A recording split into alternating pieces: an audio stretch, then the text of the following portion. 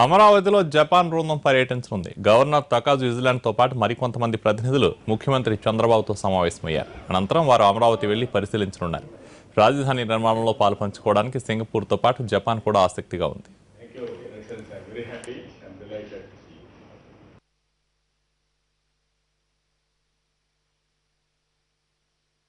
ఇప్పటికే చాలా విషయాలు లాంగ్ డిస్కషన్ మాకు రెండు వాళ్ళ పర్ఫెక్చర్ మన యొక్క రాష్ట్రం మధ్య డిస్కషన్ జరిగాయి.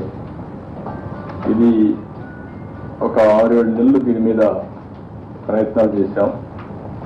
ఇక్కడుండే హీరా గారు అయితే జపాన్లో ఉంటారు, సత్సాయి డివోటీ.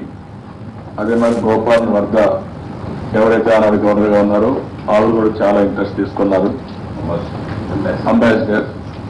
వాళ్ళిద్దరూ కలిసి చాలా ప్రయత్నాలు చేసి ఈ యొక్క ఎంఓయూ ఒక రియాలిటీని తీసుకొచ్చారు. ఈ యొక్క పర్ఫెక్చర్ చూస్తే చాలా సెంట్రల్ లొకేషన్లో ఉండడం, చాలా అడ్వాన్స్ స్టేజ్లో ఉండడం, ప్రత్యేకంగా వీళ్ళు చూస్తే మ్యానుఫ్యాక్చరింగ్లో అందులో కూడా వైకేకే గ్రూప్ అయితే 70 కంట్రీస్లో ఈ యొక్క అల్యూమినియం మిగిలినటువంటి ఇన్ఫ్రాస్ట్రక్చర్ కావాల్సినటువంటి మ్యానుఫ్యాక్చరింగ్ అంతా పెద్ద ఎత్తున చేస్తున్నారు.